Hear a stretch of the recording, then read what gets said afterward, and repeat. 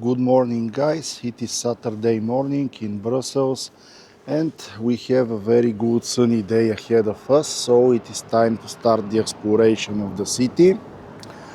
Here, what we have is the so-called Congress column, as you can see, erected in the 19th century.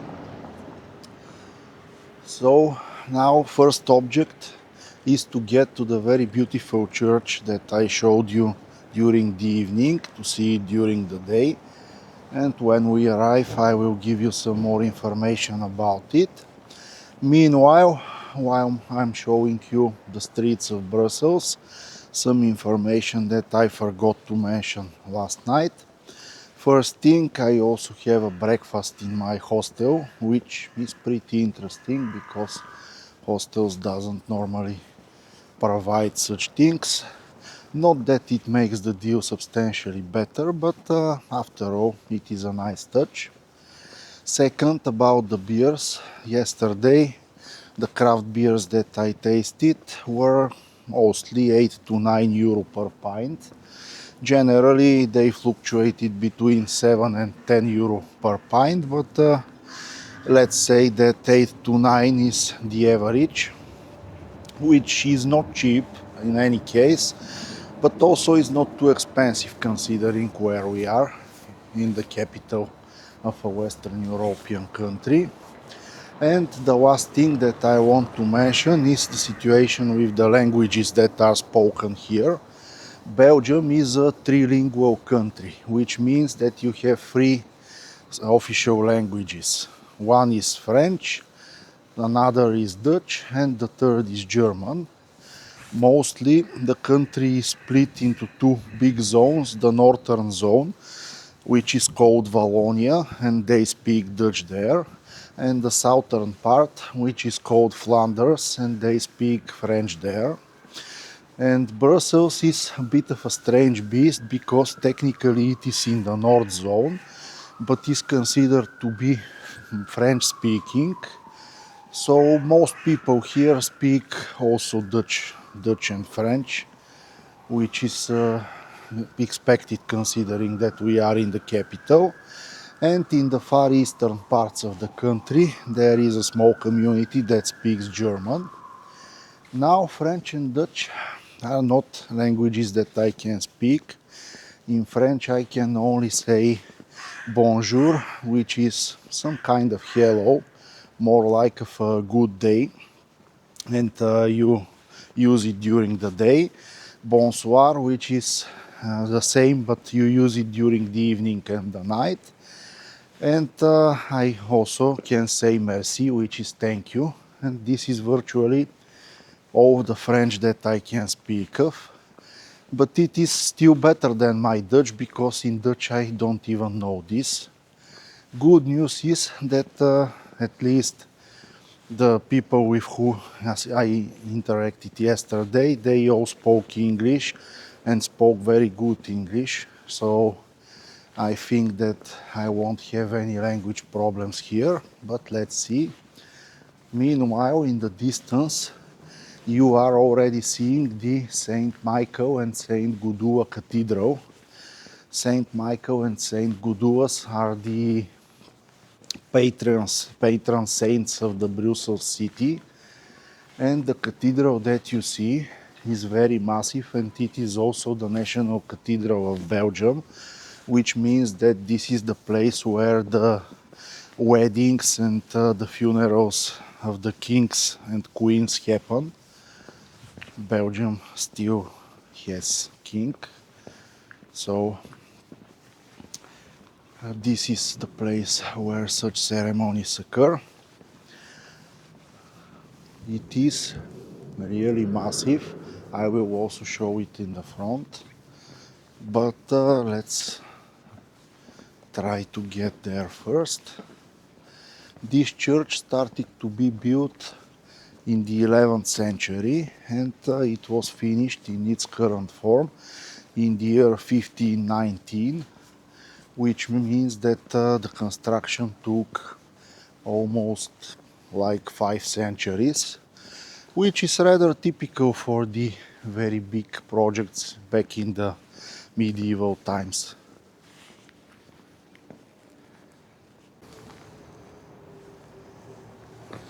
So we are slowly getting to the front part of the church. This is really typical example of medieval Gothic architecture. It is very massive.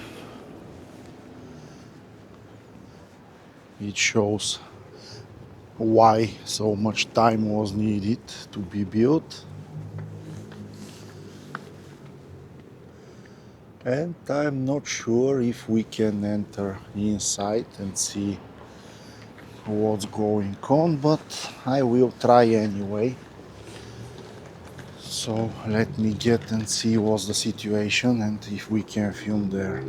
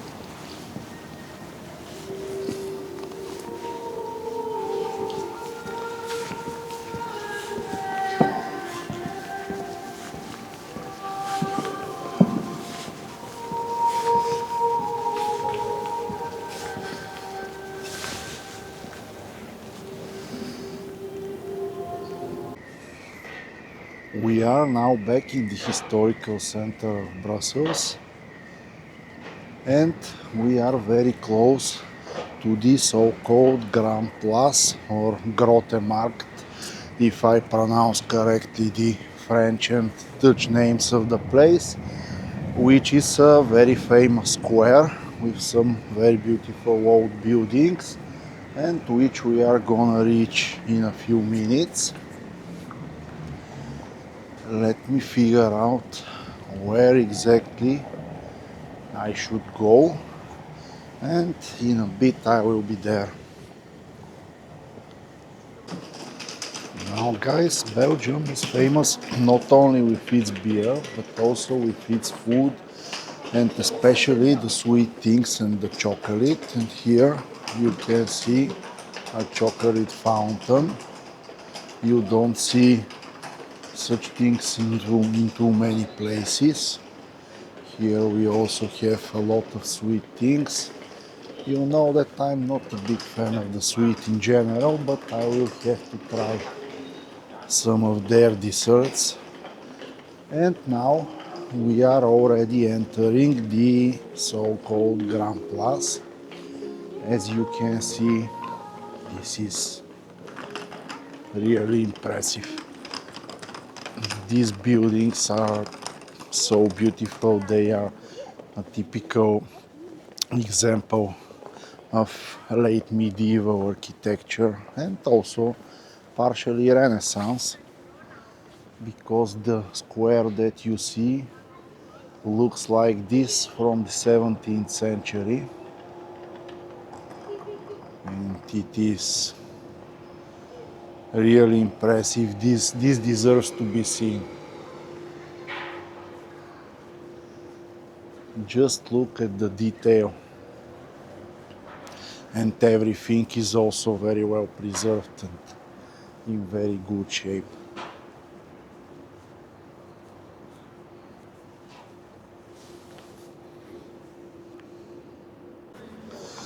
So guys, if you are wondering what this very beautiful and very massive old building is, it is their town hall.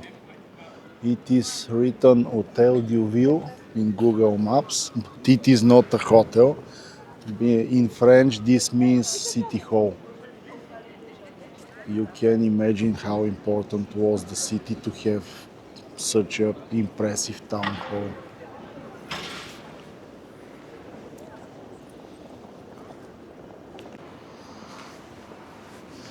Well, while I'm walking towards the next object from our cultural program here, let me give you a recommendation. If you come here and want to view this square in all its beauty, come early because now it is 9:30 and a lot of people are already gathering and things will only get worse during the day.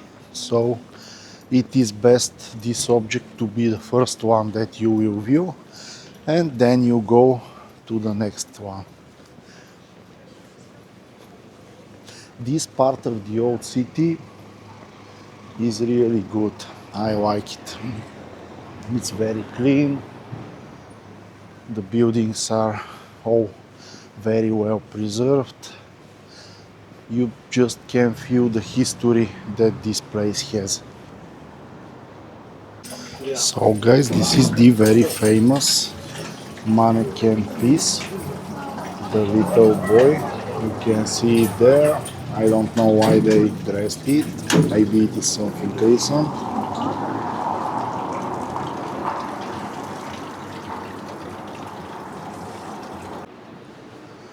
Well guys, this statue of the small boy is very famous. There were a lot of people there, so I choose not to give you the information while I was there.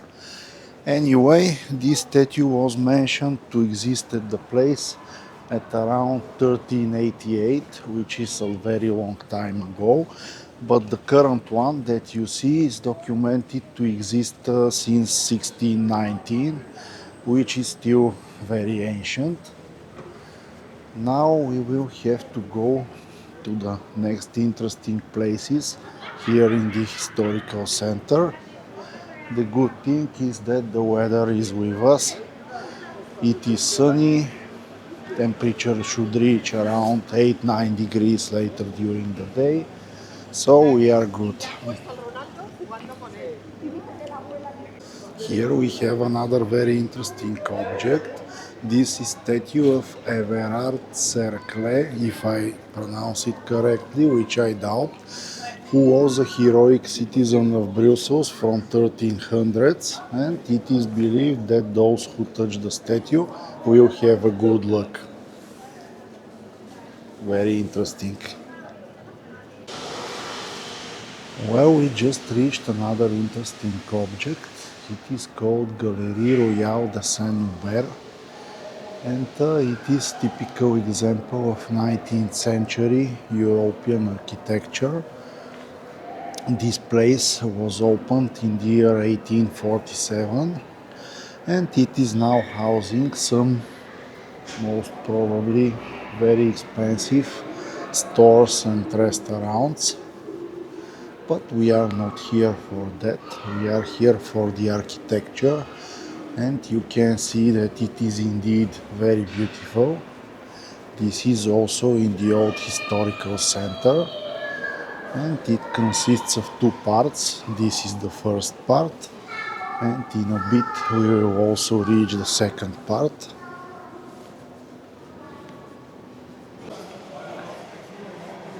And this is also the second part.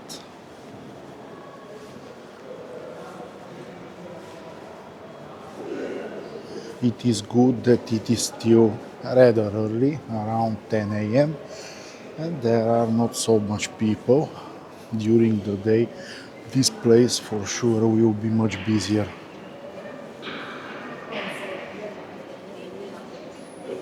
These stores for Belgian chocolate are everywhere. Obviously I will have to try it, and also there are many places selling traditional waffles, which also seems to be their traditional dessert. Obviously I will have to taste also some sweet things.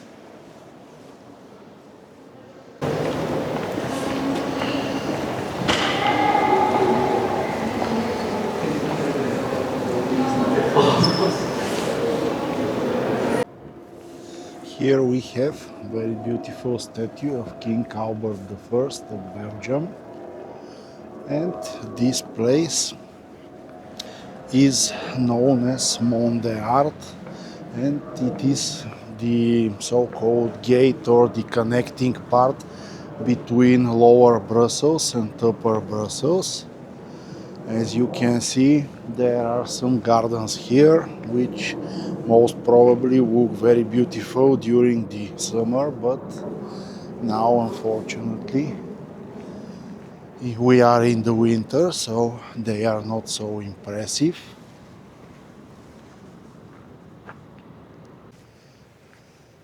And one interesting thing is that this place, which you are seeing, have seen many reconstructions and renovations and repurposes during the centuries. So what you are now seeing is how it looks since around 1954. This was the last time when they did a major rehaul of the place. So I will also go further and show you some very beautiful buildings which are nearby. And here we also have some fountains during the summer, which are also unfortunately not working now.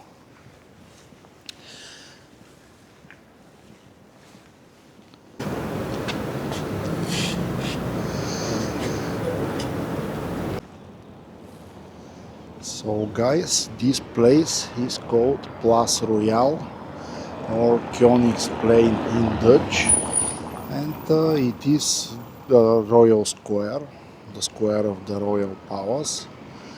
In the center you can see statue of Godfrey de Bouillon, but unfortunately some construction works are also ongoing, so this doesn't make the place look at its best. Let me get to our next object. So this is how the Royal Palace looks from the outside. I'm not sure if it is even possible to get inside, but in any way I'm not into inside of the buildings too much. Anyway, the building is pretty impressive, and it was built between 1783 and 1934. Of course, it was built relatively quickly, but after that some changes were made at several stages, and it has its current look since 1934. And on the other side you can see the Park of Brussels, which I'm also gonna show you in a few moments. This place probably is very beautiful also during the summer. The garden is very well maintained, as expected for such a place. And this is how their park, the Park of Brussels, looks. It is also very well maintained, very clean. As you can see, there are a lot of people walking, running, enjoying the good weather today. After all, it is Saturday, so this is pretty normal.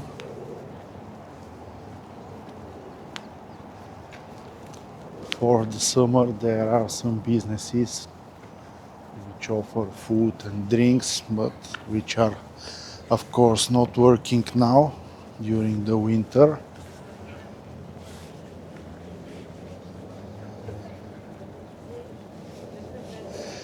Here we have some fountains which are also not working during the winter.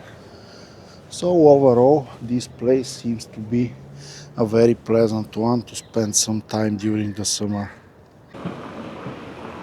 And here we have a very French looking old church. It was built between 1400 and 1549, and it is called Notre Dame du Victoire au Sablon, if I pronounce it correctly. It is a very typical example a French medieval architecture. Of course, it is not as impressive as the one that we saw earlier, the Royal Church, but it is still very interesting to see. Unfortunately, some construction works are also ongoing here, but it is what it is. Let's see how it looks also from this side. Yes, this is definitely very French looking.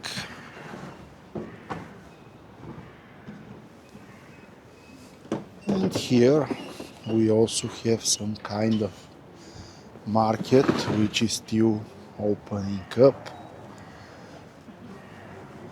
mainly for touristy things.